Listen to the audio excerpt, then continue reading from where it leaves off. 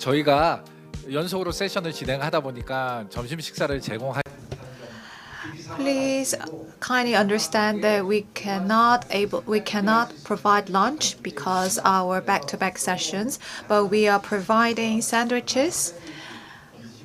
So please feel free.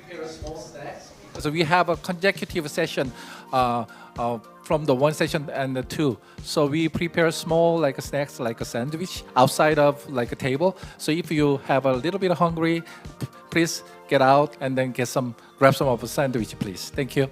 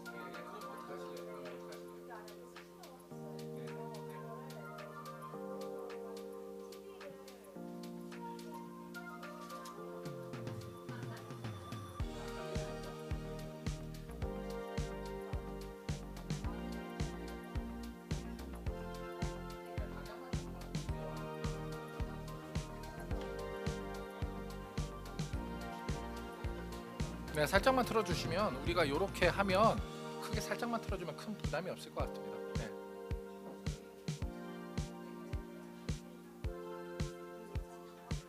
네. 네, 예. 예, 이게 포인터예요? 예. 예.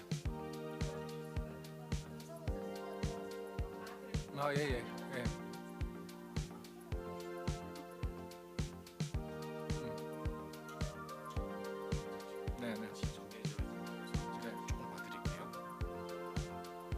감독님.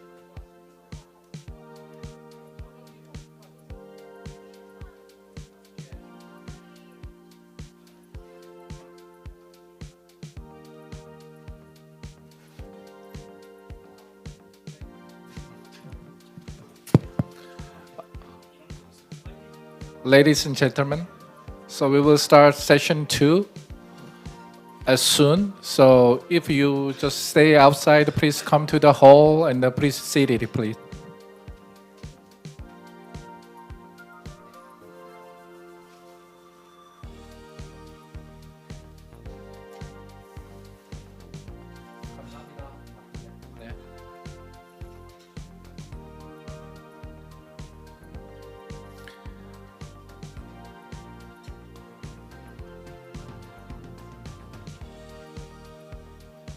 We will start session 2 minutes after.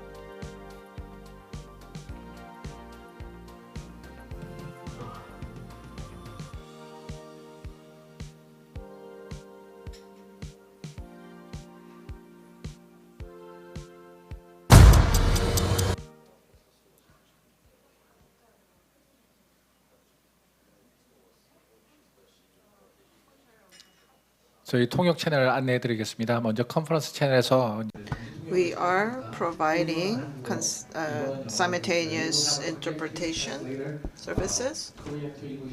So Korean is on channel number 1, English is on channel number 2. is English.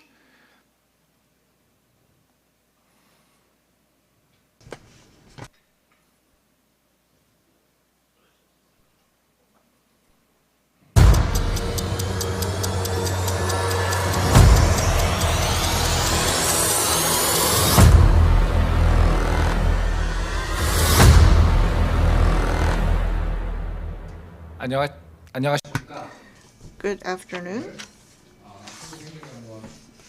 글로벌 코리아 포럼 세션 두 번째 세션. We will now begin session 2. 첫 번째 세션에 이어 두 번째 세션 다시 인사드리겠습니다. And so once again, I would like to say hello. My name is Lee Do-seok. I am from Korea Institute of Public Administration, or KIPA. So in session 2, we will be discussing exploring Eurasian development through administrative capacity strengthening. And session 1 was a round table. However, in session 2, we will have presentations followed by discussions. First, I would like to introduce you to Professor Hyuk-ju Kwon from Seoul National University, who will be the moderator of this session. And Professor Kwon will be the moderator, and we will have the presentations made at the podium, and then we will set the stage for the discussion. So I would now like to hand over the floor to Professor Kwon. Thank you very much. I think we need to start a second session on the exploring Eurasian development through administrative capacity strengthening. I'd like to thank Korea Institute for Public Administration to organize these sessions. I think because we have a time pressure, we start right way, and after presentation, we will have a time for discussions. And because of time, and we need to finish this session right on time, I will ask the presenter finish the presentation in 15 minutes, not 20 minutes. So that's you finish 15 minutes, and we have 3 presenters, and after 3 presentation, we also have designated discussants. I will give 7 minutes for each discussant. First, I'd like to introduce the 3 presentators from Kazakhstan, Joel Manov. Please welcome. And the second presentation will be about a Mongolian case, and it will be presented by Ms. Gonguryev Monsetek. And the third presentation will be on the Uzbekistan case. Where is yes. Please welcome Mr. Mukdinov. So please, Mr. Zulmanov, your presentation first.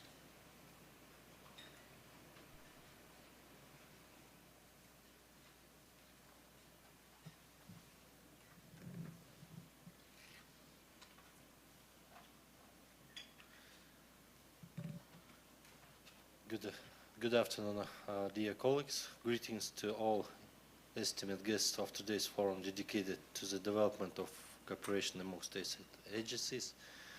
First, allow me to thank the government of South Korea and Korea Institution of Public Administration for inviting us and providing this exchange of experiences.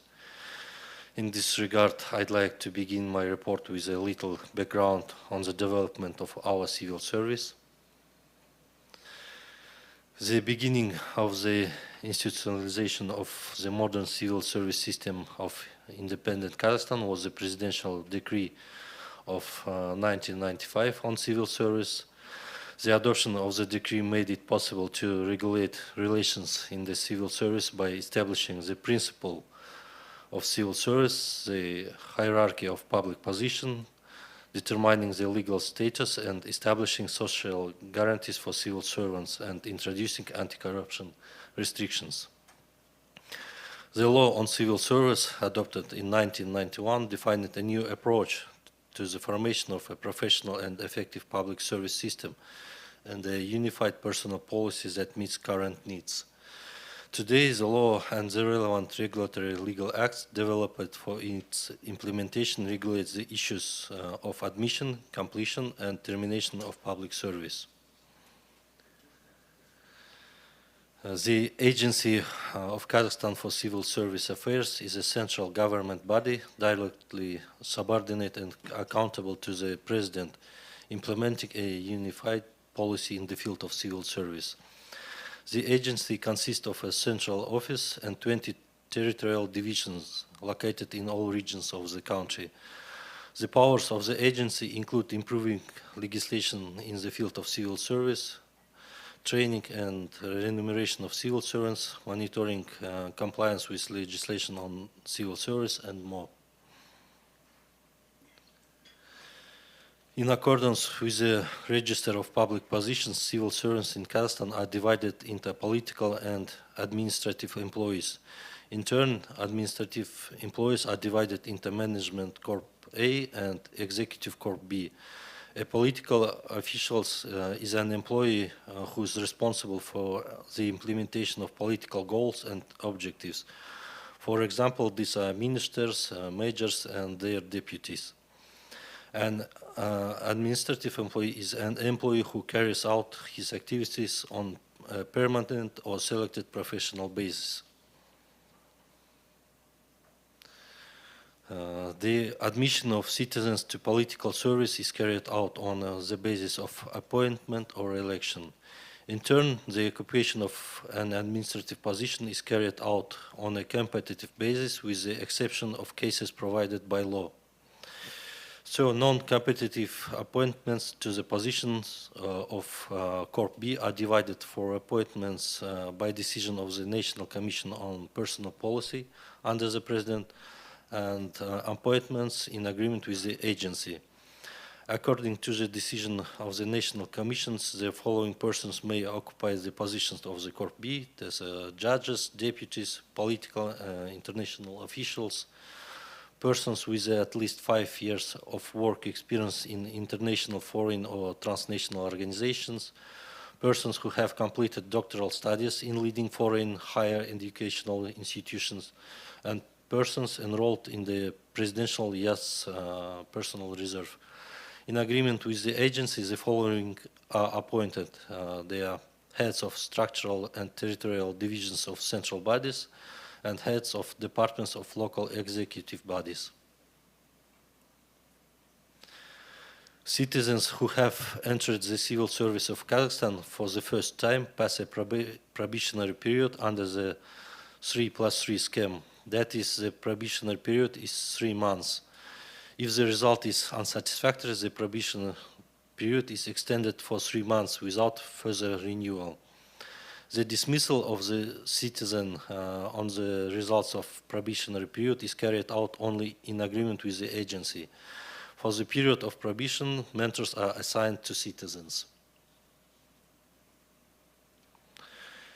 In order to acquire professional knowledge and experience, an internship of civil servants is conducted outside the place of permanent work. During the internship period, civil servants retain their place of work and wages. The internship is established for a period of 5 working days to 1 month. In order to determine the effectiveness and quality of the work of civil servants, an assessment of their activities is carried out.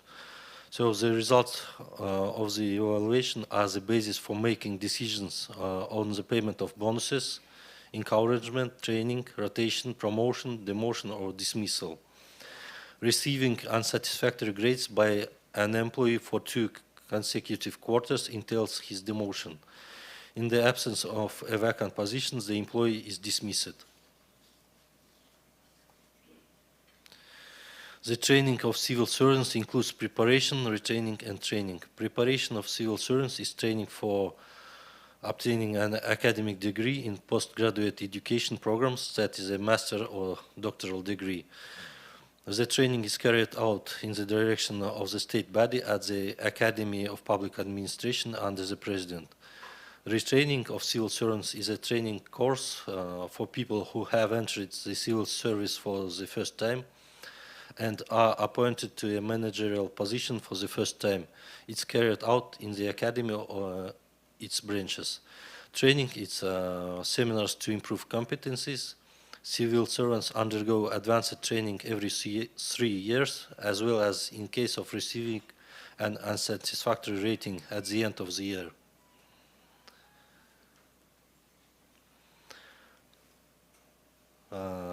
In order to ensure more effective use of professional potential, employees are rotated. Refusal of rotation may be the basis for making decision on demotion or dismissal.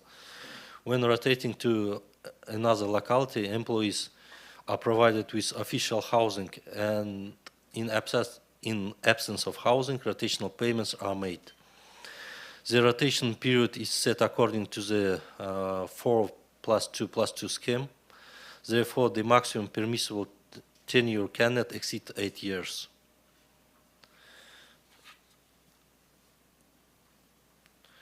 Civil servants are obliged to comply with the standards of official ethics of civil servants provided for by the Code of Ethics.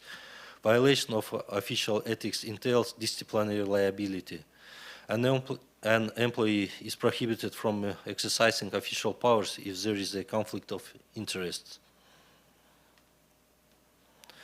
Civil servants are granted paid annual leave of 30 calendar days with the payment of a recovery allowance in the amount of 2 official salaries.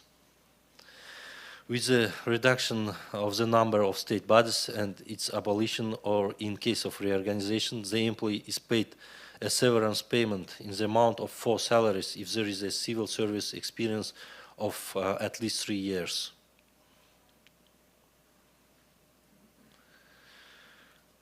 It's no secret that traditional recruitment methods used in the civil service based on a formal competitive procedures and strict criteria can restrict access to talented candidates. So in this regard, I'd like to talk about the flexible recruitment and recruitment system that we introduced this year. So our president has been instructed to eliminate unnecessary barriers when entering the civil service. In this regard, the following changes have been made to the legislation on civil service. First, it's a direct appointment on the best graduates who graduated from educational institutions with the framework of a state grant to districts and villages without competitive selection for grassroots positions. Second, direct appointment to senior positions of Corp B without competition in agreement with the agency. This makes it possible to attract qualified and industry experienced specialists from the private sector. And the third, direct appointment of graduates of the Academy of Public Administration who have achieved high performance during their studies to regional bodies.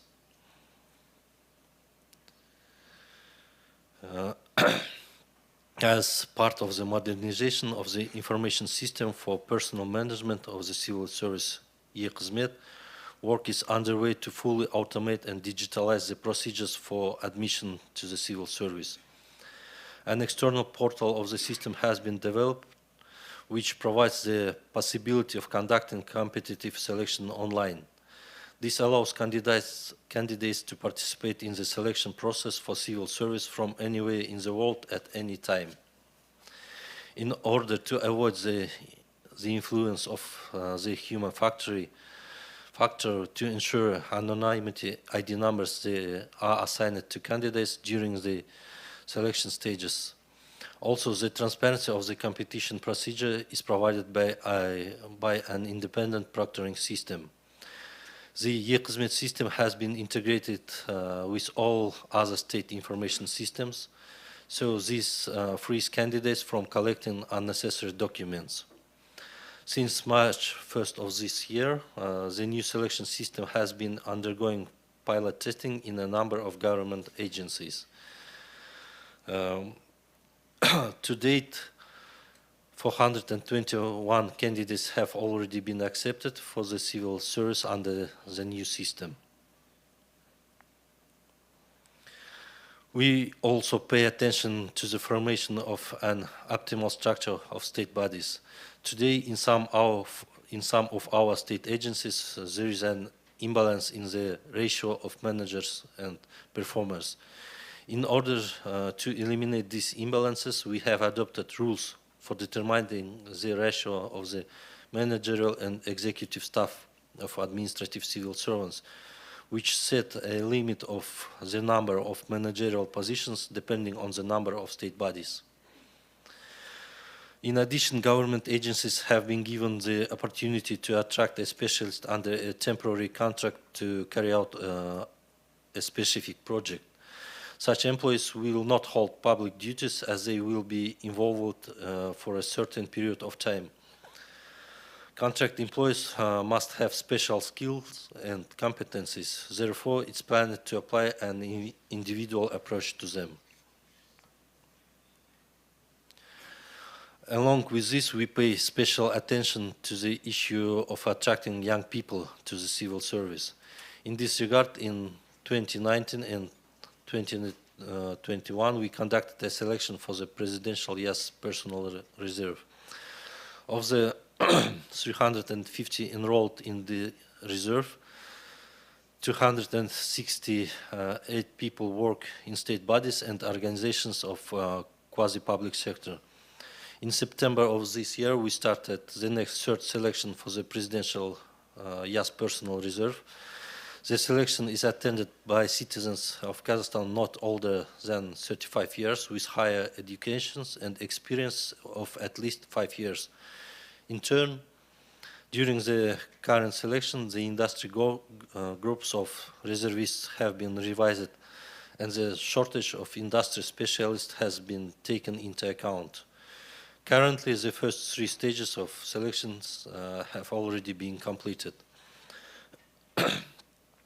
The collections of documents and the passage of individual selection stages by candidates is carried out through a digital platform. Each applicant is assigned a random identification number during the selection process, with the help of which the data of the participants are depersonalized. Through the platform, candidates also receive information about the status of passing the selection stages, various announcements, instructions, and information about upcoming stages. Also, in addition, we are currently working to create regional YAS personal reserves in all regions of the Republic. This, in turn, will become a social elevator for the YAS of the regions. And now we are working to strengthen the potential of human resources services of state agencies. To do this, it's planned to create an HR institute on the basis of the Academy of Public Administration. The institute will carry out work on digitalization, talent search, assessment, HR training and certification, as well as methodological assistance in personal development. It's planned to provide professional training and certification of personal management services, as well as to maximize their release from operational processes. Work is underway to digitalize personal procedures in the e-Қызмет system. So, dear colleagues, I'm confident that by exchange of experiences and collaborative efforts, we can achieve success in human resource management. We are ready to share our methods and learn the best practices of other countries. I wish you all fruitful work and hope for further strengthening of our cooperations. Thanks for your attention.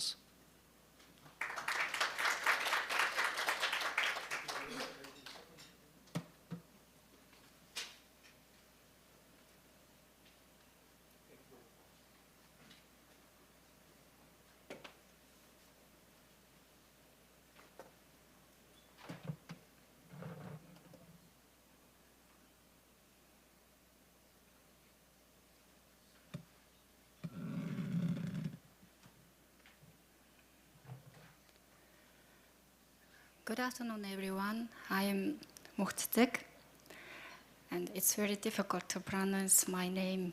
And hailing from Mongolia, I am chief officer of monitoring and evaluation team in authority of Mongolian government supervisory. I am honored to be part of the global forum, Korea Forum 2023, and I extend my gratitude to KIPA for providing me with the opportunity to present today. And the focus of my presentation revolves around the enhancement of administrative capabilities for public officials in Mongolia.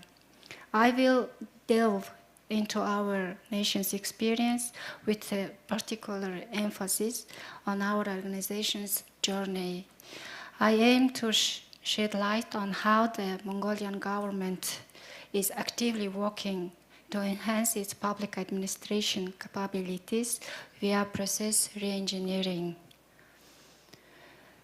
And as we are all aware, the 2030 Agenda for Sustainable Development was unanimously adopted by all nations member states in 2015, outlining 17 sustainable development goals to foster peace and prosperity for both people and the planet.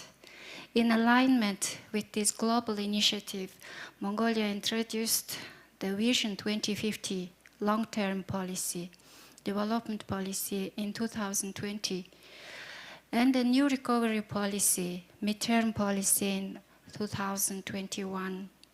These policies place a strong emphasis on fostering public sector innovation by enhancing policy and public service innovation. Upon endorsing Vision 2050, its 567 distinct sectoral policies were combined and streamlined into a unified policy framework. A key focus area of Vision 2050 and the new recovery policy is the enhancement of governance and public sector productivity. The government is committed to fortifying the capabilities of public officials, establishing a merit-based promotion system, and ensuring the sustainability and effective implementation of these policies. The new recovery policy specifically targets 6 bottlenecks impeding Mongolia's development, such as port recovery, energy recovery, industrial recovery, urban and rural recovery, green development recovery, and public sector productivity. Within the realm of public sector productivity, the government aims to boost efficiency by implementing innovative policies such as public-private partnership, digital information, and regional restructuring. Anticipated outcomes include improvements in resources, technology, processes, and human management, distinct From traditional human resource management, it means the human management. And I'm moving next slide. And as you may be aware, parliamentary elections take place every 4 years in Mongolia. The newly formed government following the 2020 elections has instituted several new organizations to align with the objectives outlined in the policy document mentioned above. Notably, the Ministry of Economic Development was established to enhance policy innovation and facilitate integrated investment policies at the national level, including the coordination of budgeting and planning. Similarly, the Ministry of Digital Development and Communications was created to spearhead digital transformation, aiming to increase the availability and efficiency of government-provided e-services for citizens. Under the direct leadership of the Prime Minister, the National Committee on Productivity and the New Recovery Policy Accelerator Center have also been established. Also, to refine human resource management within the government, promote modernized performance-based management systems for civil servants, and centralize human resource information for state-owned enterprise, the Human Resource Department was established within the Cabinet Office. Over the past decade, the number of civil servants in our country has steadily increased. This rise in government employees and organizations has resulted in increased government costs, accounting for 37% of state budget spending, 7 times higher than international standards, categorizing it wasteful.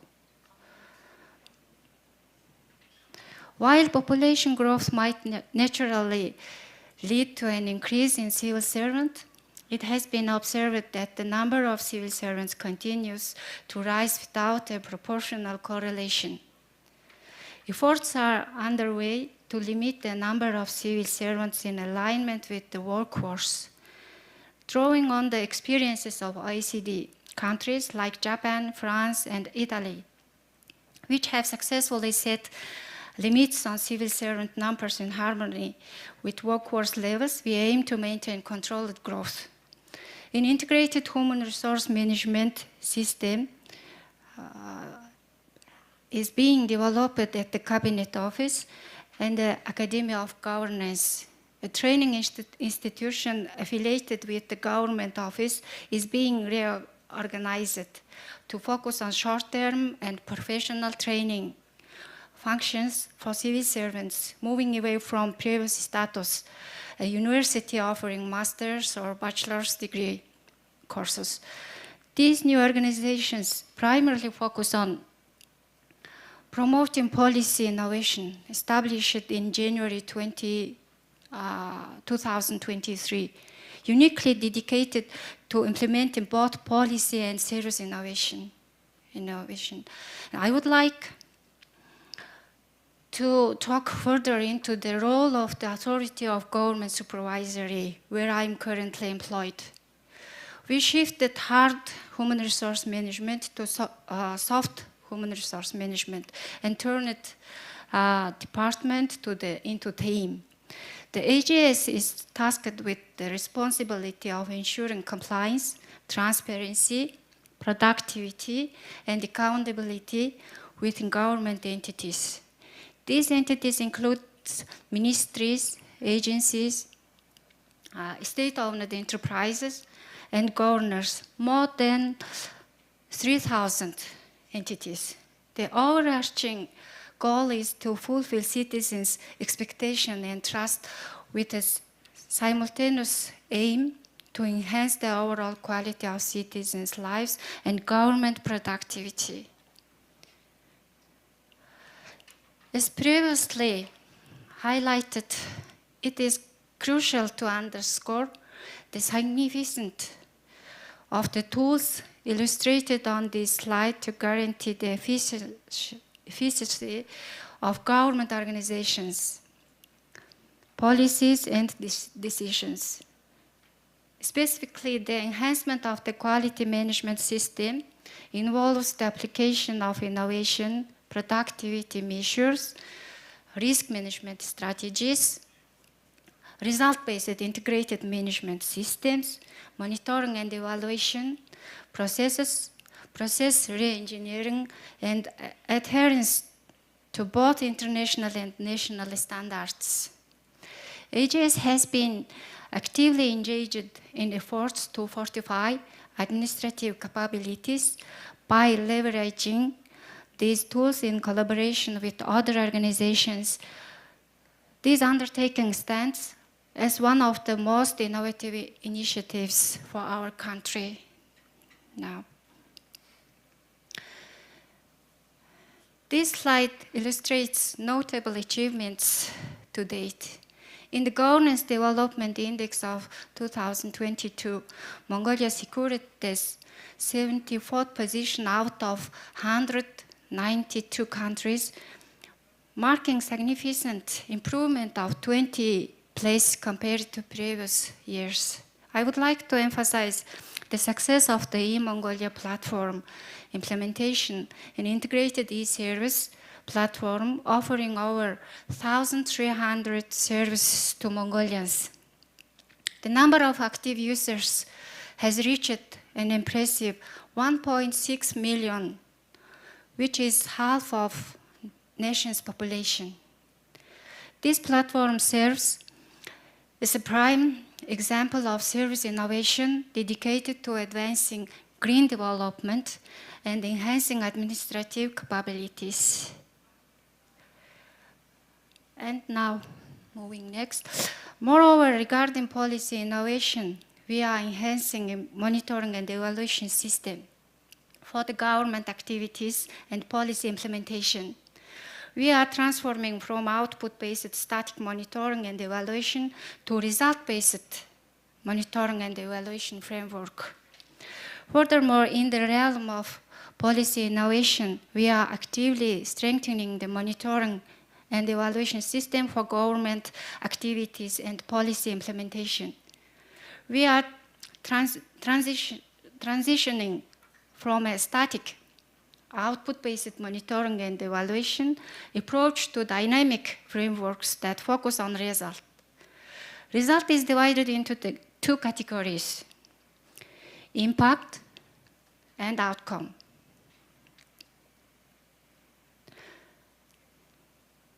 And our organization, which is mean AGS, is currently undertaking another crucial initiative, government process re-engineering.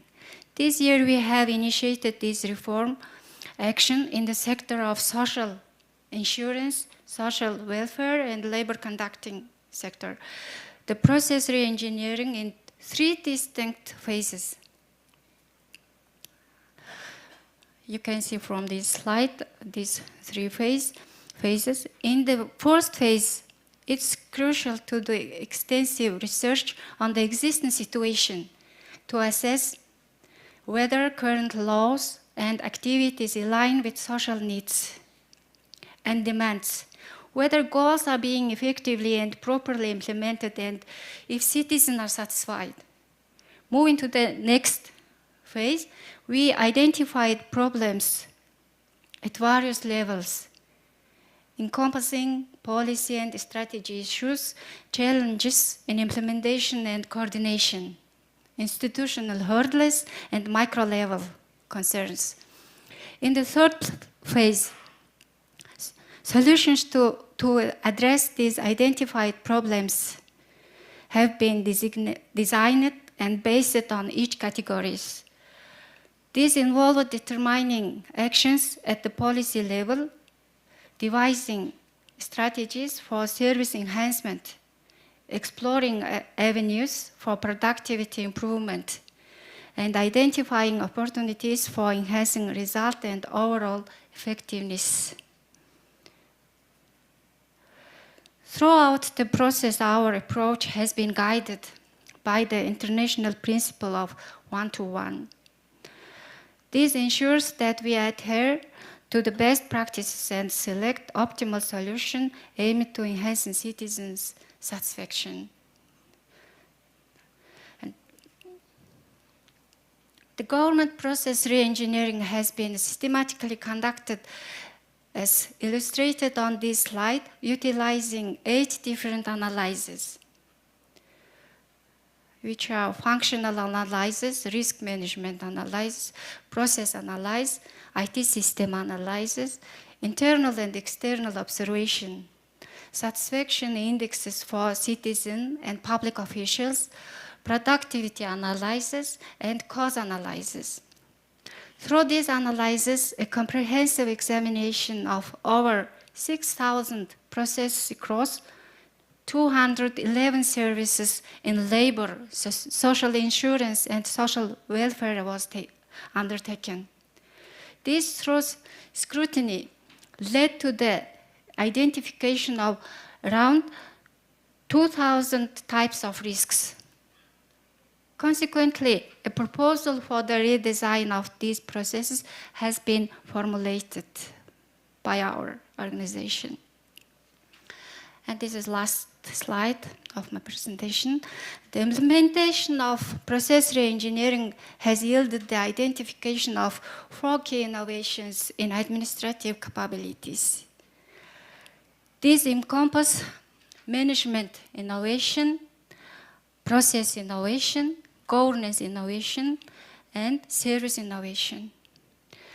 Example, under the governance innovation, we will restructure government agencies based on process re-engineering recommendations to increase government productivity and implement smart governance framework. For example, implementing 3 lines of defense and risk management framework.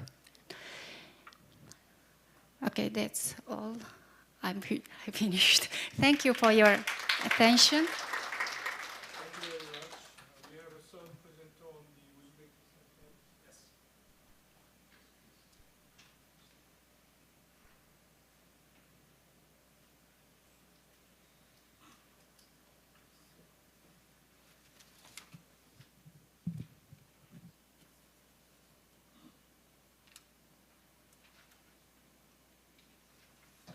Well, good afternoon, colleagues. Thank you, Dr. Puan, for chairing this session. And I would like to also thank the panelists of the first session for their warm remarks regarding the capacity building. Well, it is my pleasure to be here today in Seoul, a city that has been an important leader in demonstrating South Korea's capacity in innovation for sustainability development. Korea has become a high-tech center and a pilot zone for continuous reforms in legal, financial, technological, institutional, and social sectors. And with your kind permission, let me talk about what has been going on in the strengthening administrative capacity in Uzbekistan. Well, since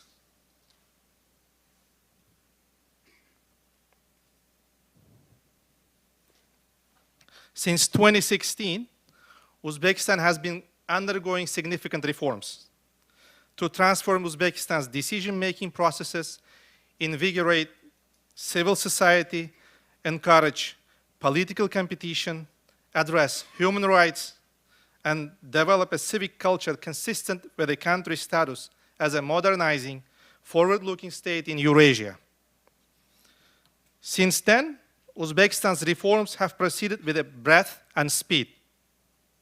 Recognizing the limitations, the focus of economic reforms has been deep on structural changes to build a competitive, market-led, and inclusive private sector economy. There is also an emphasis on reducing the role of state in economic production and refocusing the state's role as an effective public investor and enabler of the private sector. The reform agenda has also been people-focused, helping to generate the public support for the new cause. Significant steps have been taken to digitalize the services based as well on the Korean experience as well. Redistribute the authority, responsibility, and financial resources to deliver the social and economic development programs in each city and each region. Expanding markets and choice, spending money more effectively, and increasing the responsiveness and accountability of government institutions. Trade and outward orientations are just a few directions where we are intensifying the efforts. At the same time, much has been done to ensure justice, the rule of law, as Uzbekistan is opening up. The progress requires the full use of the instruments at the state's disposal. And well, I should also mention that, like it was mentioned in the morning session, these reforms have been positively evaluated by the international experts as well. The large-scale economic reforms and structural transformations carried out in Uzbekistan have received wide support from international financial institutions and foreign government financial organizations such as KOICA, which reflects the desire of the international community to support and provide assistance to Uzbekistan's government. Now all this said, when citizens demand progress, governments need to be able to respond. And in a new millennium flush of technology, there is a demand for highly qualified pool of civil servants. And building a highly effective 21st century workforce to serve the citizens is the challenge the agency, the public service agency, has been established for. Well, our agency provides policy direction and leadership in designing, developing, and promulgating government-wide human resource systems, programs, and policies that support the current and emerging needs of the state bodies. In addition, ARGOS, that's the short acronym for our agency, provides technical support and guidance to agencies and ministries regarding the full range of human resources management policies and practice. A system of advanced training of civil servants abroad has been also established through the El-Yurt Umide Foundation. Civil servants have the opportunity to receive highly qualified education in foreign countries for master's and doctoral degrees. As well as there are short-term professional development courses and internships jointly organized with the international organizations. Moreover, we work closely with the Academy of Public Administration on enhancing skills for the local and central government officials. Well, the expansion of the agenda and programs of cooperation with international development partners has led to a significant increase in workload and to the customization of the internal work processes. Although development partners have noted Uzbekistan's organized and coordinated approach with all the partners to ensure the prompt mobilization and use of external assistance to address a wide range of socio-economic issues, the more fast-paced progress has been demanded across all sectors. Like if we stop briefly and talk about the cooperation between KOICA and Uzbekistan, I should mention that there are over $130 million projects going on. And this is the increase of the workload, as I mentioned, the correct and mobilization of the resources is an absolute must, so that the programs, joint programs, give concrete and sustainable results. So in the context of the public civil service, capacity building has become crucial for ensuring that the national government structures and institutional arrangements can coordinate connected interministerial actions, both at the national and at the international level. So this is the reason why we're here. At the same time, ensuring wide political participation, because also much has been done about the national interests and looking into the future. As there is a consensus within the government concerning the need to modernize the public administration sector, which is also was a topic of the first morning session. Well, in particular, to reduce the bureaucracy and lack of touch within the public administrations. However, there are two different views as to the direction of the necessary reforms and their speed. Well, there are two main issues within the public reform sector agenda. The first one is the scope of public activities. Well, the other one is the effectiveness and efficiency of public administrations, which was also a point of discussion in the morning session. Well, the discussion on the first issue has led to a redefinition of public responsibilities. And over the last years, a range of different approaches have been used to rearrange the task profile of public organizations. These have included measures to contain and reduce public expenditure, the privatization of public enterprises, different forms of outsourcing, the introduction of contracting out and open tendering systems, as well as the introduction of forms of competition into public administration organizations. The second issue concerns with the way public activities can be organized more effectively and efficiently. Well, South Korea is often mentioned as the miracle of the Han River. So I think at the core of this miracle are the human resources. And that's the reason why I want to talk more about that one.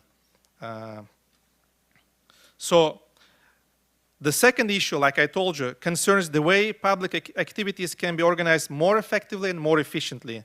And this will include discussing the very structure of public organizations, including topics such as the level of complexity in the hierarchy, possibilities to integrate tasks and teamwork, the introduction of decentralized accountabilities of public organizations, and the new forms of relationship with external stakeholders. While the balance of social, economic, environmental, and political reform needed to deliver the different objectives is likely to differ among different countries, like Uzbekistan from South Korea or Uzbekistan from other ASEAN countries. In a globalized era, the universality of common objectives, that's what was introduced by the former Secretary General of the UN, Mr. Ban Ki-moon. For the public sector implies cooperation in sharing best practices and knowledge. And this is the key way to assist development processes worldwide and foster sustainable societies.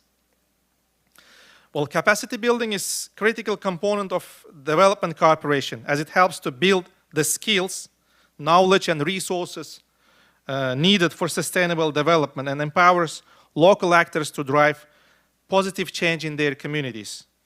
And by investing in capacity building, development cooperation can support the long-term effectiveness and affect development efforts, ultimately contributing to the positive and lasting change, well, around the world. And in this regard, we express our gratitude to our colleagues from South Korea in the name of KOICA for their contribution in implementation of these reforms in agriculture, education, healthcare, judicial system, within the framework of country partnership strategy of the Republic of Korea and the Republic of Uzbekistan. Well, the transfer of knowledge has always been central to development cooperation, as important from some perspective as development finance, ODA. It seems natural that emerging countries would look to international development partners for technical solutions to development challenges. Yet, the process of transferring knowledge and building capacity is complex. It is worth mentioning that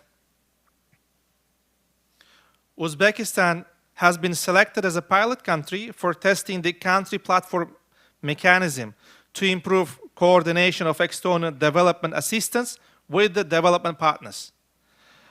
Using the country platform will enable Uzbekistan to employ a sound, systematic approach to the development, preparation, and implementation of projects with wider involvement from the international development partners. And the KOIC is also along with us on that platform as well. Well, the country platform is expected to provide a powerful instrument to shift from funding development cooperation to financing sustainable development. It should also gradually enhance countries' capacity by addressing complex development problems in the use of data and analytics, the application of new partnerships and financing modalities, and the use of incentives, institutions, and methods. We look forward to deepening our cooperation and enhancing the capacity and ability of Uzbek authorities, reducing the paper burden, introducing digital performance management and assessment solutions, and planning the future of the workforce in Uzbekistan. Well, at the end of my presentation, I would like to offer my sincere appreciation to the OPM, to the NRC, KIPA for driving this initiative. And my thanks go to all the colleagues for their interest in attending this session and freeing up time from their busy schedules. I hope that each of us will enjoy the knowledge sharing and that our joint efforts will bring a positive impact in our work. Thank you.